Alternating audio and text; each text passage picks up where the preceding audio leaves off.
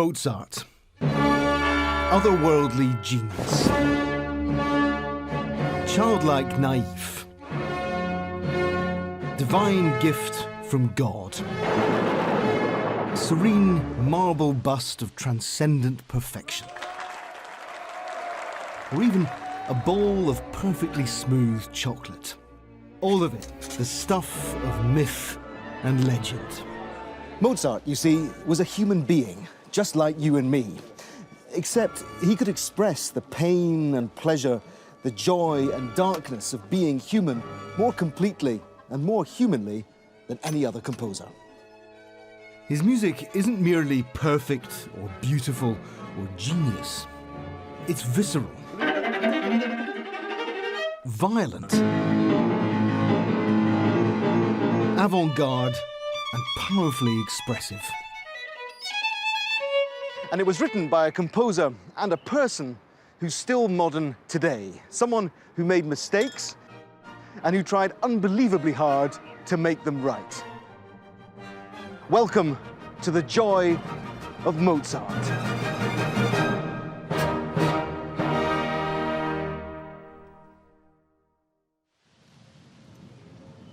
Vienna put up this statue in 1896. It's a monumental fiction about Mozart's life and music, an excrescence of marble, bronze, and gold leaf that turns Mozart into a hyper-romantic genius, someone literally and figuratively above the rest of humanity, someone different from us. It's ludicrous. So what we have to do for Mozart's sake and our own is take him off the plinth.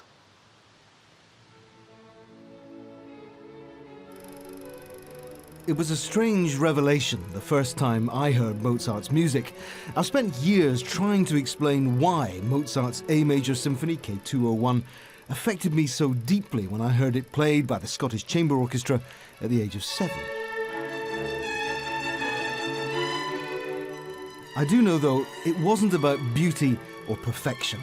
It was about exactly the opposite.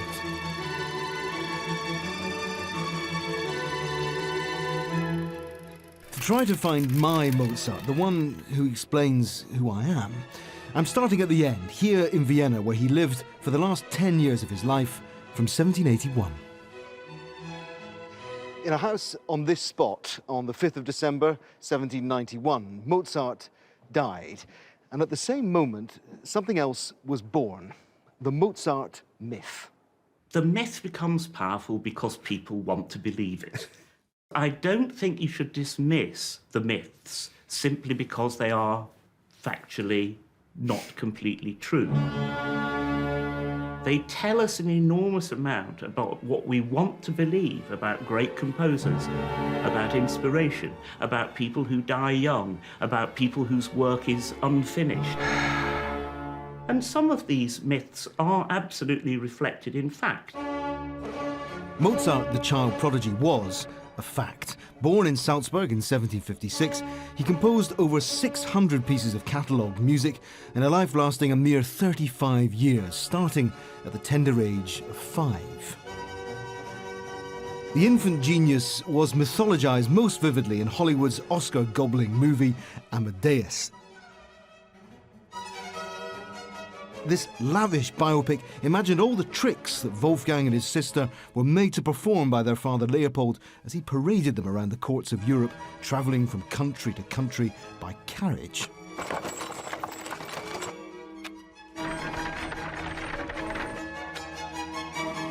By the age of 10, Mozart had already written some astonishing sonatas and symphonies.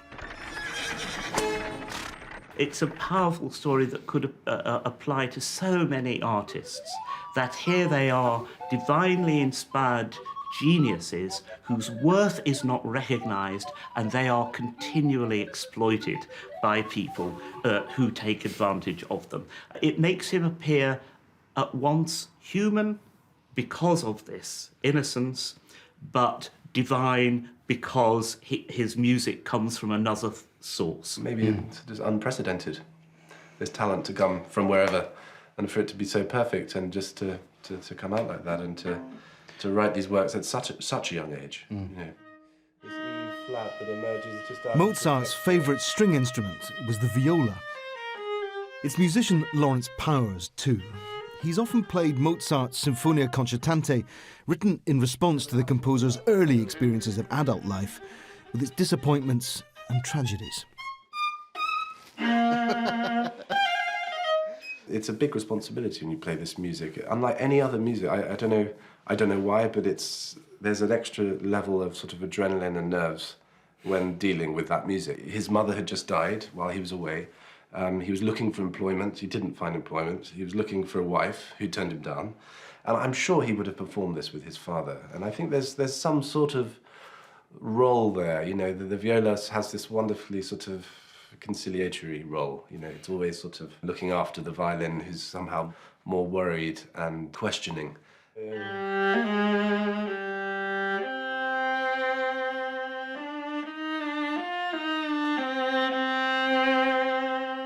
already start to feel that the viola is sort of answering in a very sort of fatherly way.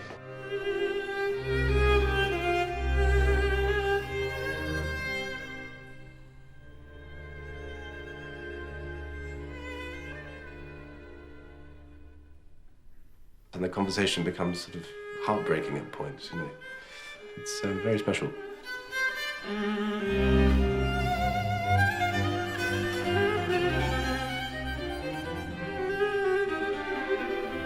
It's this sense of dialogue in that piece, I think, that sort of make it sort of his first mature piece.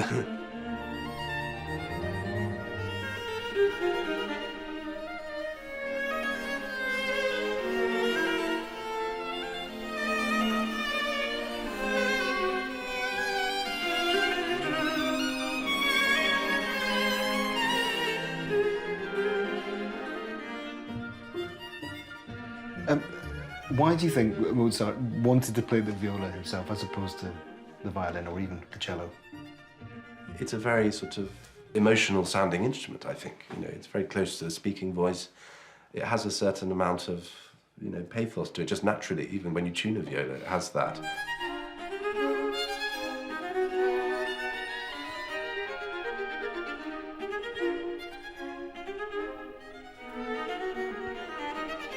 I mean, I was thinking on the way here, I mean, he was 22 when he wrote Concertante, which is obviously a masterpiece. You know, I can't sort of get my head around that. I mean, it opens up lots of questions, not just musical.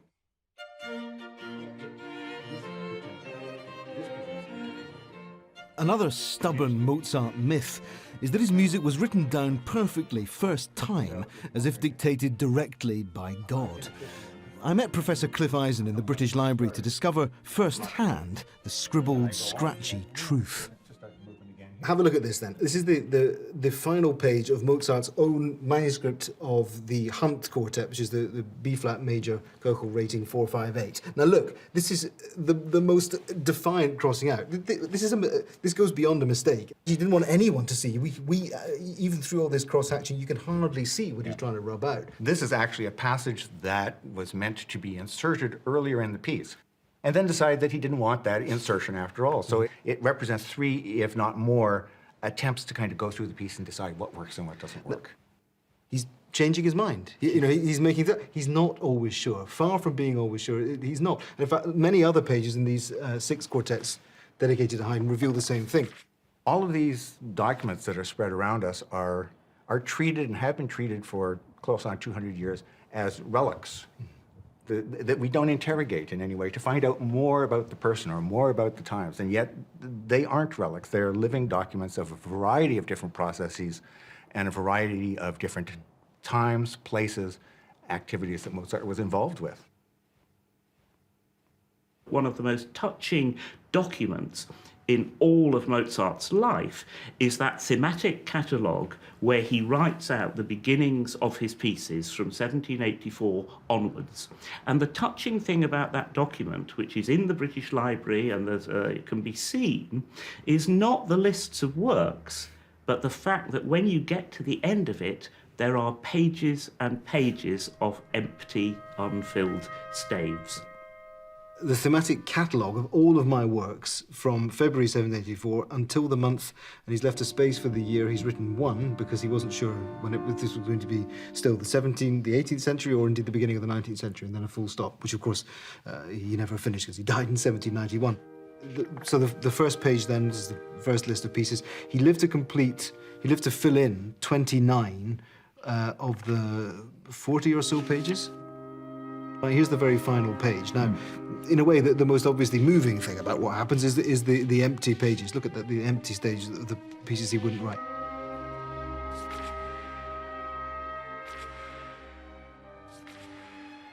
This doesn't conjure up for me the last moments of Mozart and the idea that it's some kind of testamentary page. The other thing that I'm impressed with is what people want to make of this, right? It becomes one of the living, surviving artifacts of the fact of Mozart's premature death. It conjures up this story that we want to believe, this idea of a life cut off. But Cliff, what's the problem with this? Clearly, look, just turning to this page of the next catalogue, this is a life unfinished. It doesn't matter how we play it. In a way, to take the idea of what we might feel about it out of the equation, you know, this was a life cut short. This clearly was a life cut short. No, I don't mean in any way to diminish the impact of Mozart's premature death and all of the perfectly natural feelings and wishes and desires and hopes and aspirations that we might have that were unfulfilled because of it.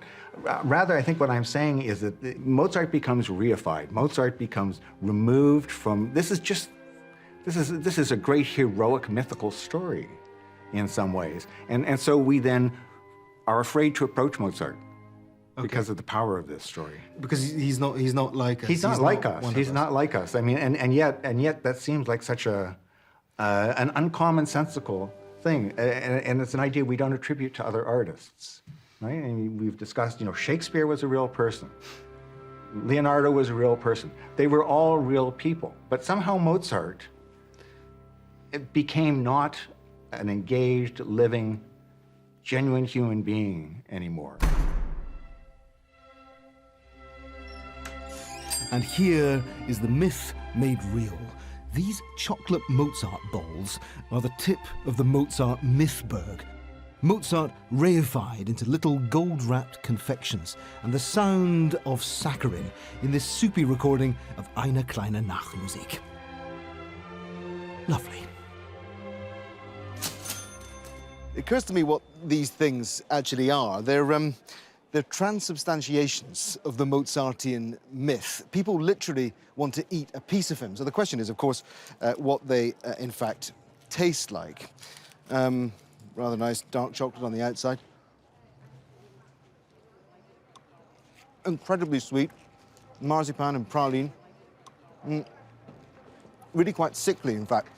These are really the confectionery embodiment of sentimentality. I mean, I'm going to finish it, obviously. Bad. I think Mozart himself would have been, A, astonished, but B, really chuffed to know that for perpetuity he was going to be in a chocolate ball. I mean, that would have amused him on many levels. Or that all this sort of tackiness, actually, I think he would have loved it. But there's a bitterness in that sweetness too. Mozart may have been born in Salzburg, but the city treated him as no more than a hired hand when he was there. It was only on the 50th anniversary of his death in 1841 that they claimed him as their own. Salzburg erected this statue in his honor in the Old Market, which they renamed the Mozartplatz. That, I think, was the beginning of the Mozart industry.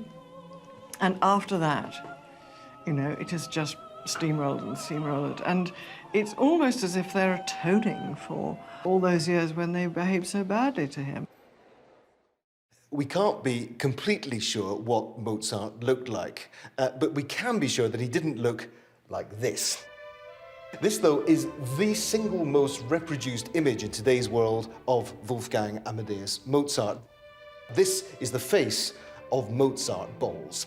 And the bowls here really is to do with the relationship between image and reality. Contemporary accounts of Mozart say that he was small, that he was pockmarked, that he had a large nose, that he had protruding eyes.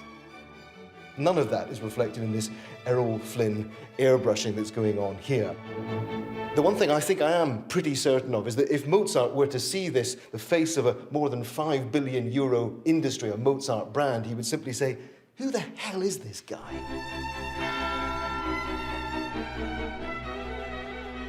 And look, Vienna's got in on the act just as much as Salzburg.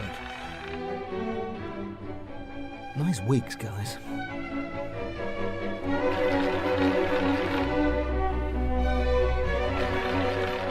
I can't take this any longer. I can't stand the Mozart industry. Not just because it airbrushes his image, but because it airbrushes his music and how we think about what it sounds like. The industry wants you to believe that Mozart is a superficial, sentimentalized, nostalgic, courtly entertainer. But that's the exact opposite of what he spent his whole life doing. He was trying to express the full range of human expression, ambiguities, doubts. He confronts us with all of that in our essential humanity. And all of this is a betrayal.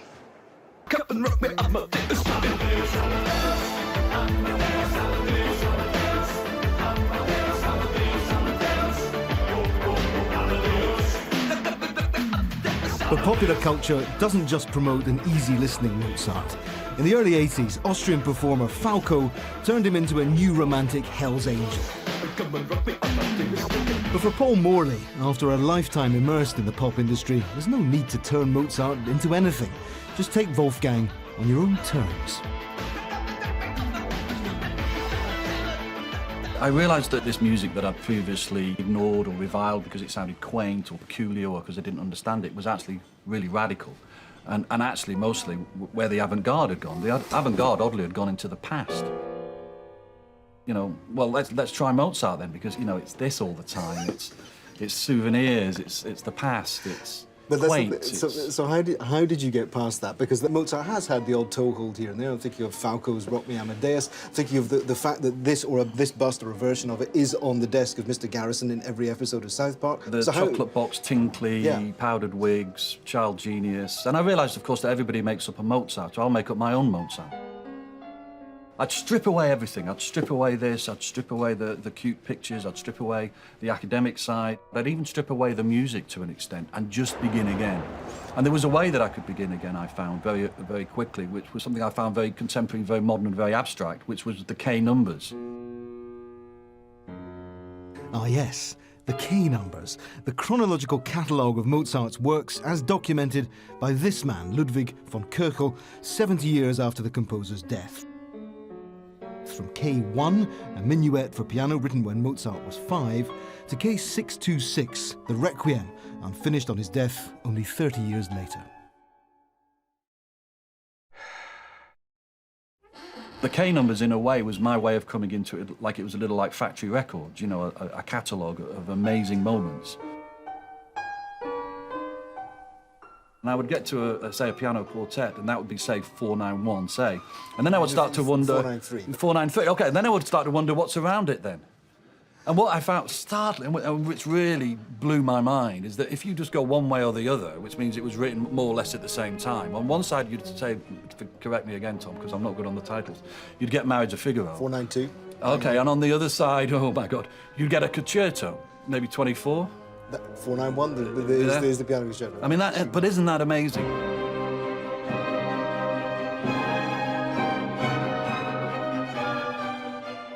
Doing the K numbers is not unlike watching an entire series of Breaking Bad over a weekend. You can do the K numbers in a week. You know, I can do them very quickly, actually, quite a few. And if there is a way, and I'll throw it back to you, Tom, again, of explaining that the K numbers, to an extent, it's like binge watching. It's that exciting. You know, for me, some of the K numbers, they are like a great series of Game of Thrones. K219 is his fifth, and I think his finest, violin concerto. But it's not the numbers that excite violinist Nicola Benedetti, it's the wildness of that solo part, the different characters he's creating in just a few seconds of music. to me, it sounds like so much enjoyment in his ability to create these voices. He's just toying with the listener, with him. He's constantly working out, how can I make this as varied as possible, as expressive as possible, and enjoying it. You can sense the almost euphoria. And I answer. So it's the same material, but mine is instantly feminine, and then again low, and then.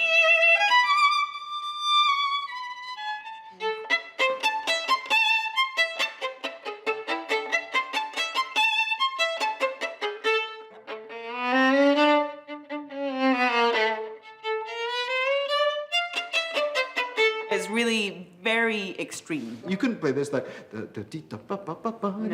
like nicely. It can't be nice. Some do.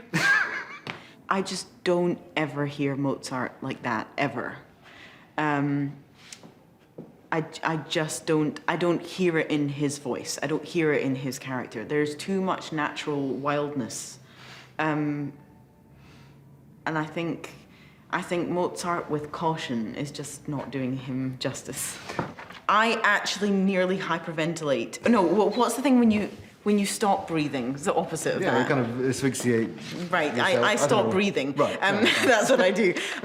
During the development of this second movement. It's so this is the slow movement. The slow movement of the A major concerto, his last concerto. To me, is just one of the most.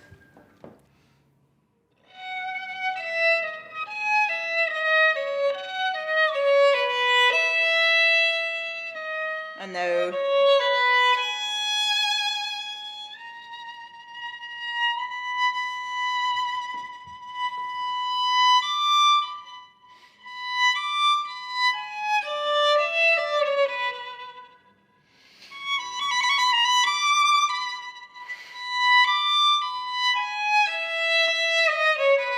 And here's when I stop breathing.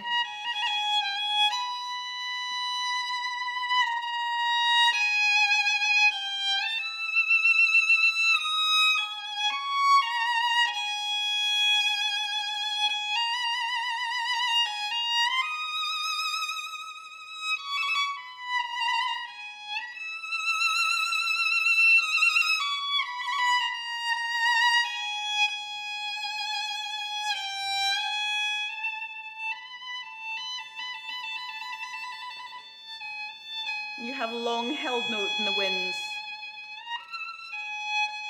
And now syncopation. And at the end of it all, silence from the whole orchestra.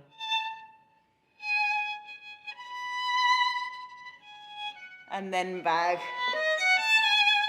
And it is just the most, it's just so shocking, and it literally takes your breath away. It doesn't matter how many times you hear it. One of the most unexpected and just glorious developments of a second movement ever.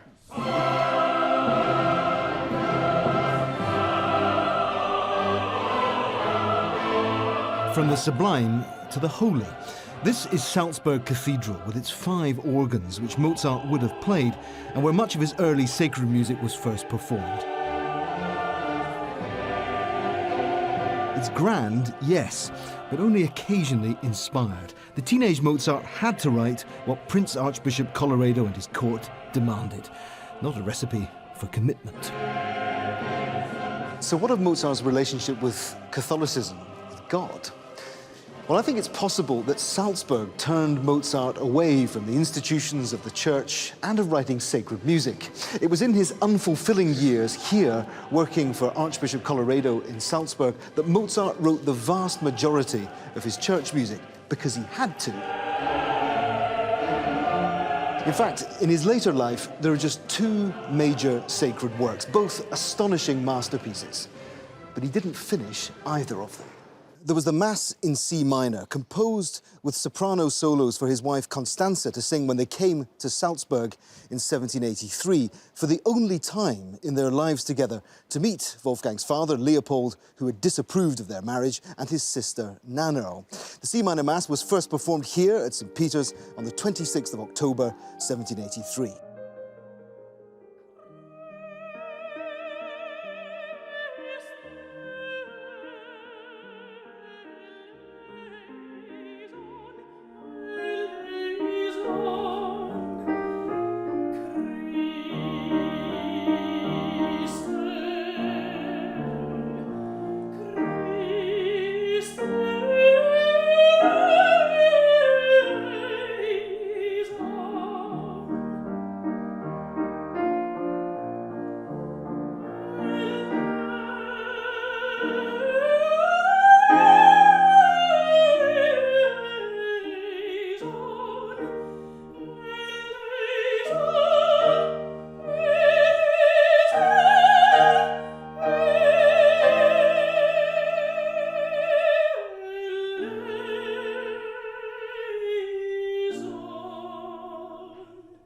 Magnificent though it is, what audiences then and now hear and heard in the Mass in C minor is only an incomplete torso. Mozart, for some reason, couldn't complete the Mass in C minor, and he never returned to it either. And then there's the Requiem, unfinished, notoriously at Mozart's death on the 5th of December, 1791, parts of which were performed for the first time here at St. Michael's Church in Vienna, conducted by his friend, the librettist of the Magic Flute, Emanuel Schikaneder, just 5 days after he died.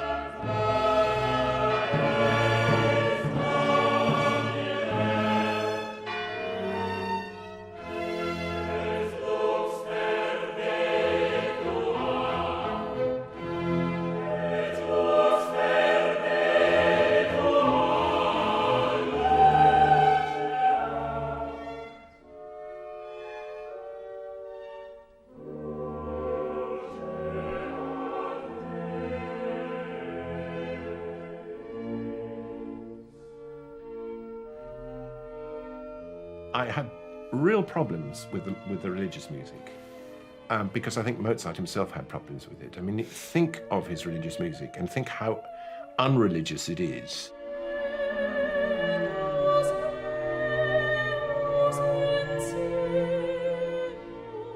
His earlier pieces are not that good. Get to the C minor Mass. Written for Constanza and Salzburg. Absolutely. Unfinished. Unfinished. I mean, it starts off like an epic. You think this is going to be colossal. And it gradually runs out of puff. The same with the Requiem. What is it?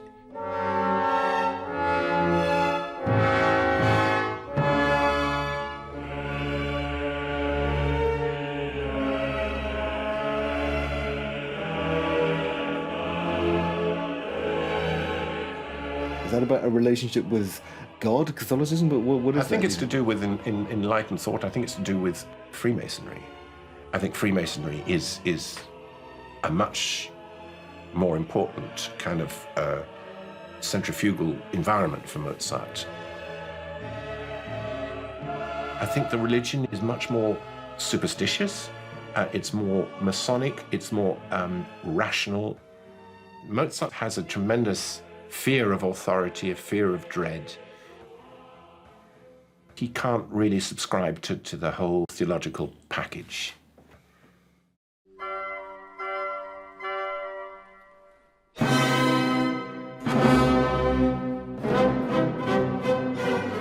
Mozart, the Mason, was a humanist at heart, and his music is a consecration of humanity in all its messy, joyous ambiguity.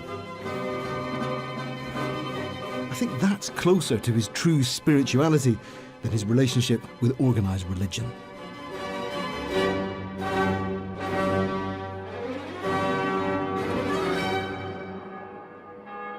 Beautiful, isn't it?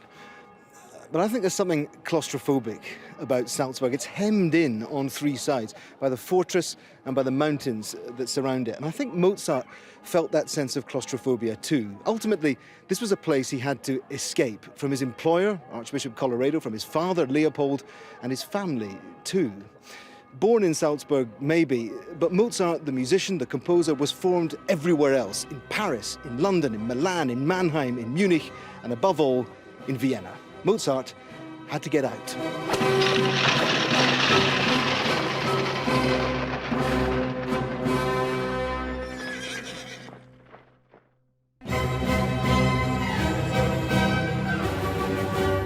Mozart arrived in Vienna in 1781, determined to rewrite the musician's rulebook. He probably performed here in the Sala Terrena. After years of needling and frustration, Mozart made the astonishingly self-confident decision to become a freelance composer, independent of any court, a completely new phenomenon in Vienna. He knew he had as much honor as any nobleman, so why shouldn't he be their equal rather than their lackey? Now this really is the key moment of Mozart's adult life. His path towards personal and musical fulfillment and emancipation from Salzburg, from his father, towards new kinds of expression and his marriage to Constanze Weber had begun. This building was a symbol of Mozart's self-confidence, the grandest of the 14 apartments in Vienna that he lived in. He was the only composer at the time who could afford to live within Vienna's city walls, in demand as teacher, performer, impresario, as well as husband, father, pet owner and billiard player. This house would have thrummed and thrilled with noise all day and all night. It's also the place where some of Mozart's most important compositions were heard for the very first time.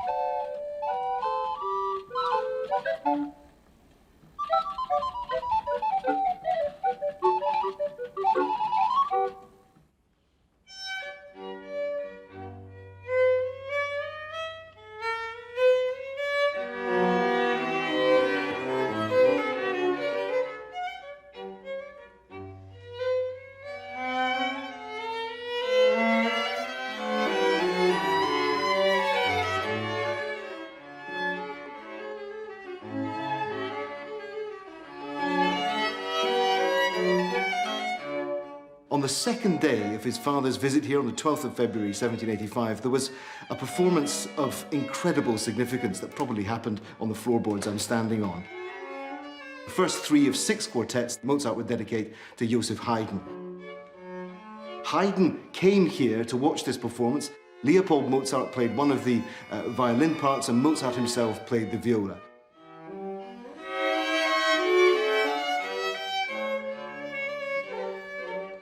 These string quartets meant so much to him as a composer, as a human being, that he spent 3 years refining them. It's hard to imagine the effect of hearing that music for the first time, but we do have Joseph Haydn's reaction. As he said simply to Leopold, "Your son, before God, is the greatest composer I have ever known." Fine. Christian Bezuidenhout's living room in London is dominated by an instrument that also came to define Mozart's life as both composer and performer, the forte piano, a much more intimate and colourful instrument than the modern-day grand. The piano, as a piece of equipment, had evolved during Mozart's short life, and he, in turn, would fulfil its as yet unrealised potential. We just have to get this one fully operational. Okay. So I tend to lift the pedal just to be sure. But there it is. This is the piece of equipment that might best serve the unbelievably mercurial and highly changeable surface texture of Mozart's music better than any other piece of equipment I'd ever played. I started learning pieces on it, and that was a fascinating journey to kind of go to zero and delete the preconceptions that we have from the world of playing the modern piano and start working on a piece on this piece of equipment and see what it tells us about Mozart's playing, his conceptions of sound, his approach to the piano, and how all of this is so deeply linked on every level. 333.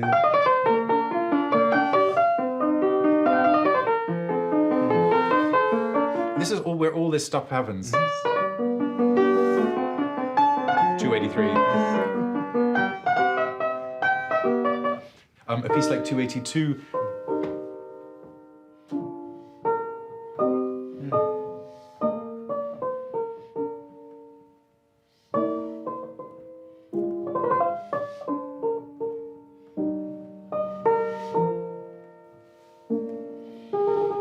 Mozart is one of these amazing people who bridges an incredible gap, historically speaking, and is at a sort of fascinating kind of crossroads in terms of instrumental equipment. This is an action that requires a lot of Fingerspitzengefühl, I mean fingertip sensitivity, lots of finger work, hand delicacy. There isn't much of this kind of smashing and upper body activation that you might see on the Steinway. Mozart grew up with an unbelievably precise keyboard technique. When you want to write beautiful music, you write it here. When you're trying to express true trauma, you do it down there. I will say that this is a slightly later instrument than the one Mozart was writing about when he writes to his dad, and there are a lot of modifications in an action like this. This is a real prototypical Walter piano from the 1780s. The action remains essentially unchanged until the beginning of the 19th century. It's a coming together of technology with what he can do as a composer and who he is as a person. Absolutely. All of those things come together. Yeah, it's a magic moment. The other thing about it is it's so extraordinary is Mozart's gift at predicting these kind of blockbuster trends. In the decade from 81 to 91, the piano becomes the most important solo instrument for public consumption, essentially. I mean, it eclipses all other equipment in this period as the #1 way to make your name as a massive virtuoso, really. From that point forward, he really writes exclusively for the piano. He somehow gets a new piece of equipment and understands immediately what makes it tick.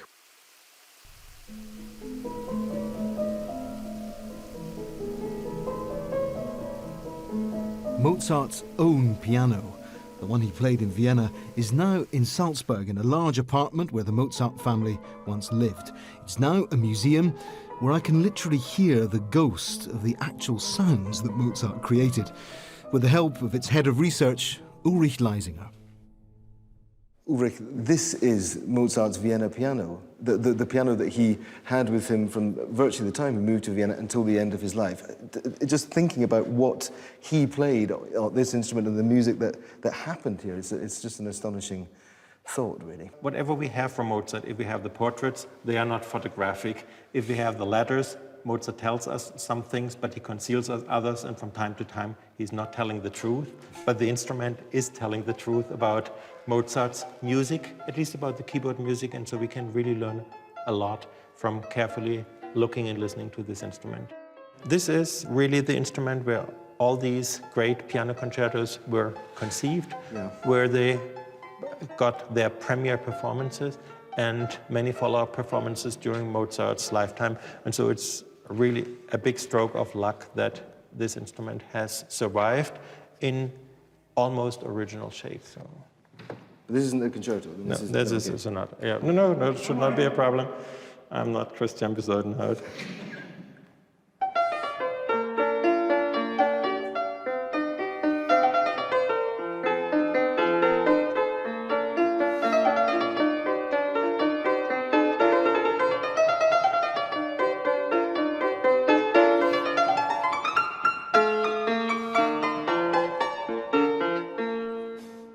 Mozart obviously loved this instrument. I mean, it was his constant companion for that decade in Vienna. He would have had enough money to replace it if he'd wanted to. I mean, why did he stick with this Anton Walter instrument, its maker? Why did he love it so much? Apparently it was one of the best instruments that Walter ever built. It's one of the earliest of his fortepianos, and it has a very easy action, a very even action. And when Leopold visited his son in 1785, he wrote to his daughter that this very instrument was carried out of the house practically every other day, set up in a theater here, in a concert hall there, in a private place there, and that Mozart was practically giving a concert every other night.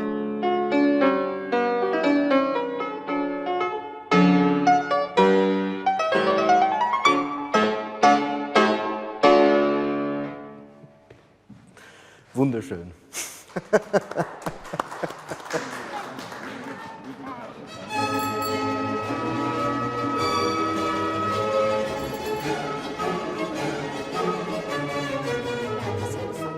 For Mozart, music was part of a bigger world of ideas, of culture, of feelings, of people.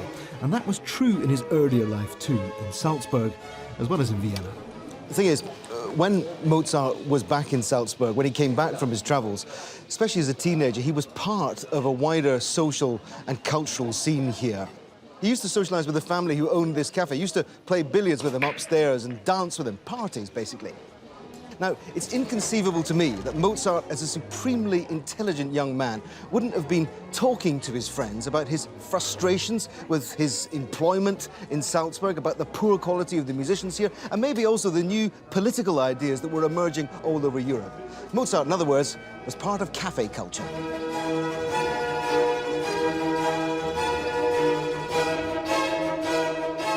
Nicholas Till thinks that Mozart's intellectual curiosity is a crucial part of how we should hear and think about his music. If you look at his library, it's not large. He didn't own a huge number of books, but the books he owned were really quite current, contemporary thinking.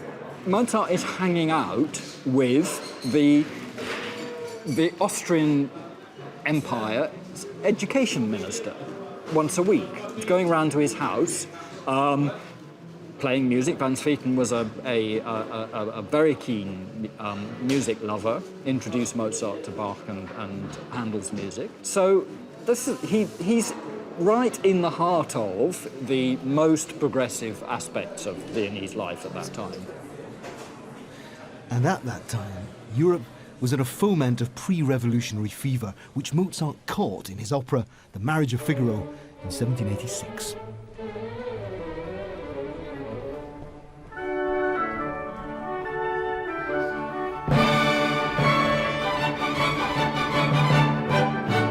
In the kind of coffeehouse culture and the intellectual culture that Mozart was part of then, I mean, do you think he was sympathetic to the ideals of the French Revolution? Do you think Mozart was fundamentally a kind of revolutionary? Well, of course, we can't project, and the French Revolution happens right at the end of his life. But yes, both at a personal level, he felt that it was wrong that certain kinds of people had power and control over someone like him that they had, and that would have translated into the broader political agenda of the period.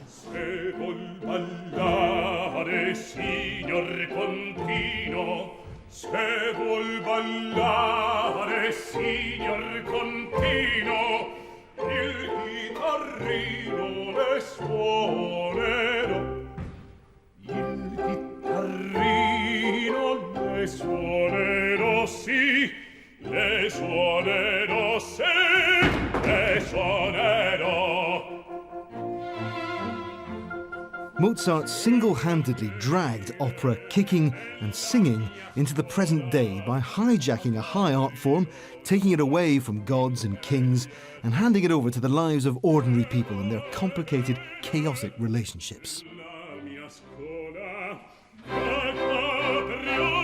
He put his own life and the lives of people he knew on stage for all to see. Servants became heroes, and women were written with a unique empathy and understanding.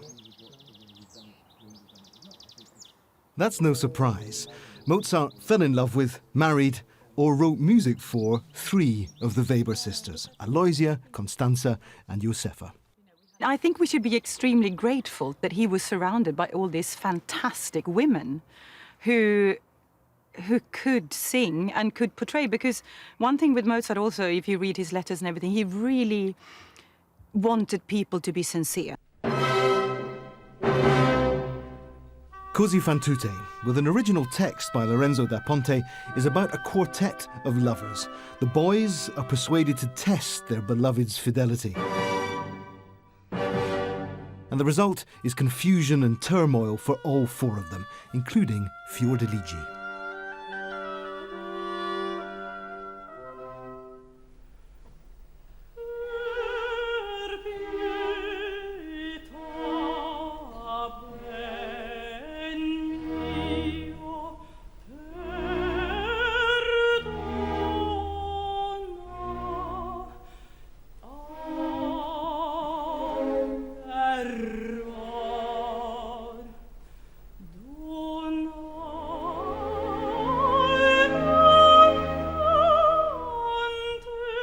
When she struggles, she realizes that she has actually fallen, but she's just desperately trying to hold on to the love for Guglielmo. I think Per Pietà is just one of the most amazing arias to actually show that. But she always comes back to, always comes back to this, that she feels ashamed, that she has this, massive shame that she is, gone towards Ferrando rather than staying constant.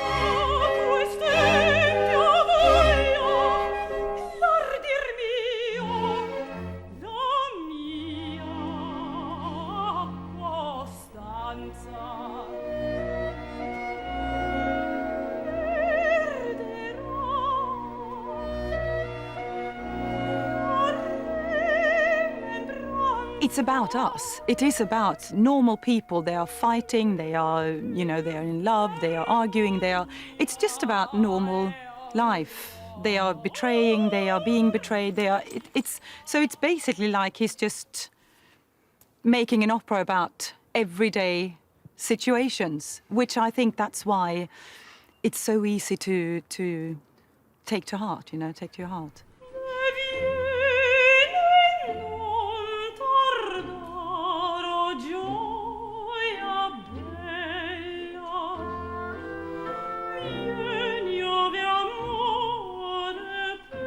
I remember once when I was doing Susanna in Berlin, and I just felt as if everything just parted away from me, and I was just sitting there. I could almost see myself as an out-of-body experience, and when I looked down, I realized that Barenboim had stopped conducting, and he was just sitting like this. And that's the moment when you realize that Mozart music, when everything is right, when everyone feels the same, it just becomes one body. And I'm sure that the audience felt it, the orchestra felt it, I felt it, and we all sang and did the same thing. The whole theater were just there in that moment. That's one of the most like experience that I've ever had in my life. What's different in the Mozart operatic women is, as I say, is this tremendous sort of emotional veracity and a sympathy for them.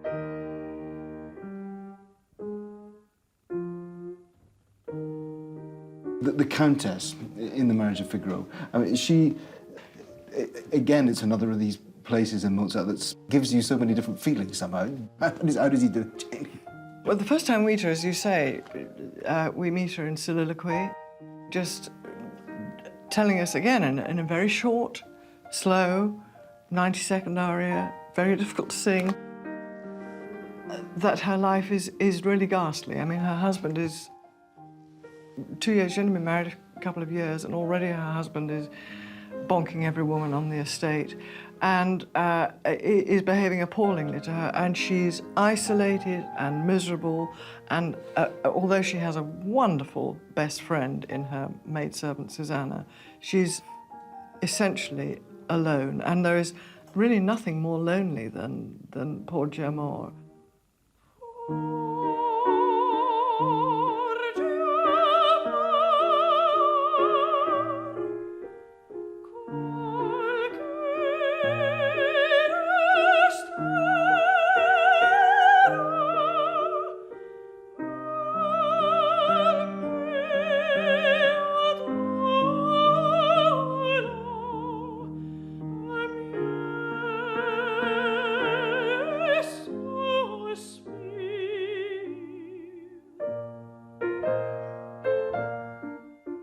Women loved him and he loved women, and we can certainly see that in his operas. What I don't want to do, however, is overstress this at all, because he was also a really good bloke, and he had a lot of good bloke friends too. I mean, the whole Masonic thing, after all, was like, you know, the ultimate men's club.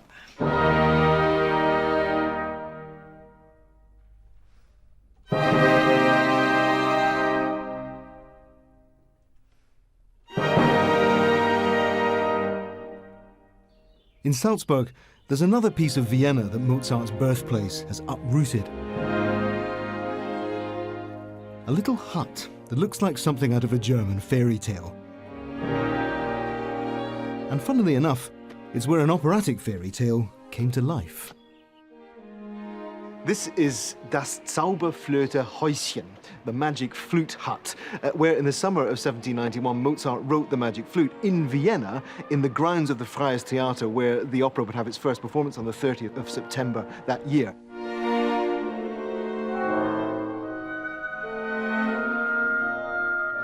Now, he would write a little clavichord in there, and he'd invite the singers in to try out things, what aria he was going to write for Josefa Weber, his sister-in-law, who was singing the part of the Queen of the Night, and the rest of the cast. And really, the experience of the magic flute for Mozart was being part of an artistic collective. He was simply one part of this huge, popular, populist, and Masonic theatrical mishmash, glorious theatrical hybrid that is the magic flute. And this is where it happened.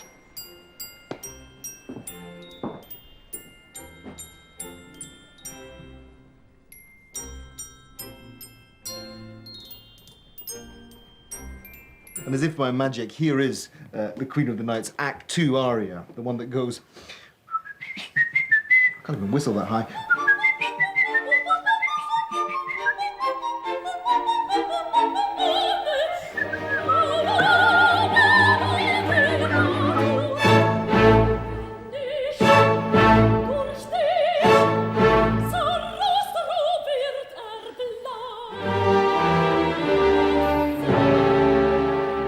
See, the thing about this is, you know, he was writing absolutely specifically for his sister-in-law here. Only Josefa, only the Weber girls could get up that high, and, well, I can't even whistle there.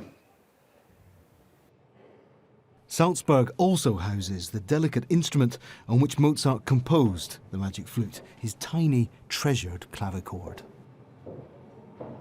Clavichords were meant for private use. They do not carry, the sound doesn't carry. And I show it to you because it's really remarkable. If we open the lid, we see a small paste in, and Constanze Mozart tells us that... This is Constanze Mozart's handwriting. Constanze's handwriting, and she tells us that her husband had composed the magic flute, the Requiem and the Freemason cantata on this very instrument during the last months of his life. So small was this instrument, it'd be quite possible to carry it to the hut, the Zauberflöte Häuschen, where he composed much of the magic flute in the summer of 1791. Definitely, I mean, this may weigh some 40 pounds, 50 pounds, so you can really take it with you. It's easy to tune, so it's a very practical instrument for this purpose. And if you should carefully open the lid. What does it sound like, Ulrich? I know it's a quiet sound, but what does it sound like?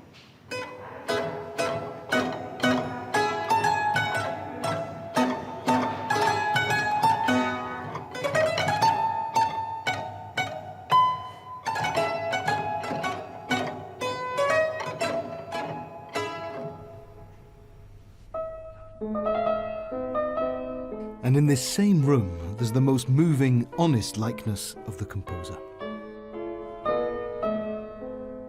This is as close as we have to a real-life picture of Mozart. This is really as close as we're going to get to what he actually looked like.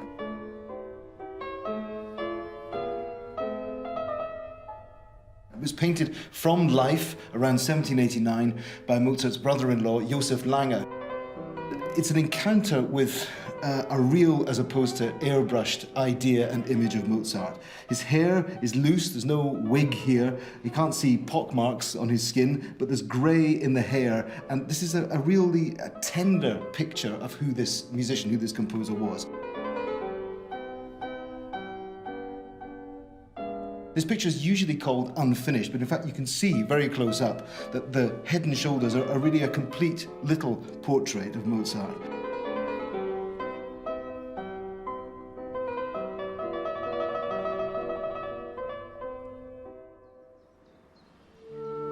Violinist Paul Robertson has a relationship with Mozart's music that most of us will never have, hopefully. An appreciation that can come only from the outer limits of life itself. I used to, as it were, preach the idea that music should be played to people in coma. And I remember a lovely lady whose husband fell into a coma, played his favourite piece, which is the slow movement of the Mozart Clarinet Quintet. She very kindly used our recording as it happened. And he recovered. He came round into consciousness during the course of that movement. And my family, when I was in coma, were playing the same piece. It was a drug-induced coma that then became an out-of-reach coma. So I was not actually, strictly speaking, alive. So they played me Mozart, and I was responding. So I didn't actually have the registration of listening to Mozart. I mean, to be honest, what I was hearing was an beautiful Indian female voice singing ragas with exquisite microtones. Which you remember? Oh, I remember that most distinctly. It was so beautiful. And you remember as if it were a performance, or as if it was happening, or it was... Oh, it was almost more real than life, you know.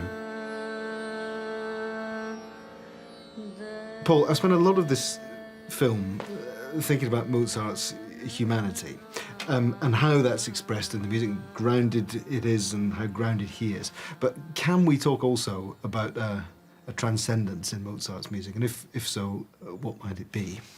And despite all the mythology, he strikes me as being what you might call supranormal. You know, he wasn't just normal, he was what normal ought to be. You know, anyone who could be playing billiards, drinking coffee, writing a great symphony at the same time, caring about his family and their aspirations, also longing for independence. This is a very high-functioning man indeed, caught in a particular web of history, as we all are. So the transcendence is more than just musical. I think it actually runs throughout and across his life. There are these beautiful individuals, sometimes weird and wacky individuals, who just have a whole range of abilities, skills, insights, cognitive function that are always going to be something we just get a crick in the neck looking, because it's so elevated. He began to prove that a composer could actually live an independent, creative life. Now that takes a different kind of genius, because that's imaginative in terms of conceiving of a state of life that is beyond the one that you currently know. What would he be doing now? You know, a Mozart now. I mean, my own belief is he'd probably be writing for computer games, because I suspect that he would be drawn to the most creative area, probably the most lucrative area, and the place where he really needed to exercise all his skill to the very extreme.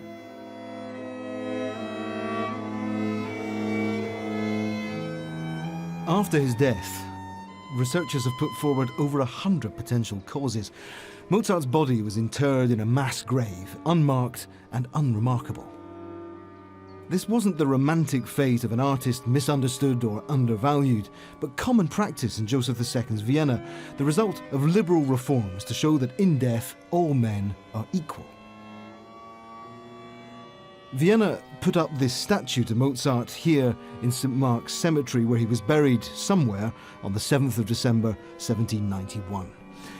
But it can only ever be a best guess as to where his bones actually are. I like the fact that Mozart's grave can never become a fetish for memorial in the way that Oscar Wilde's, Jim Morrison's, or Ludwig van Beethoven's are. We may not know where his body finally came to rest, but we do know where his music is, thanks to its virtuosity of empathy, of compassion, of humanity. Mozart's music rightly belongs in the bodies, the minds, and the imaginations of anyone who loves it.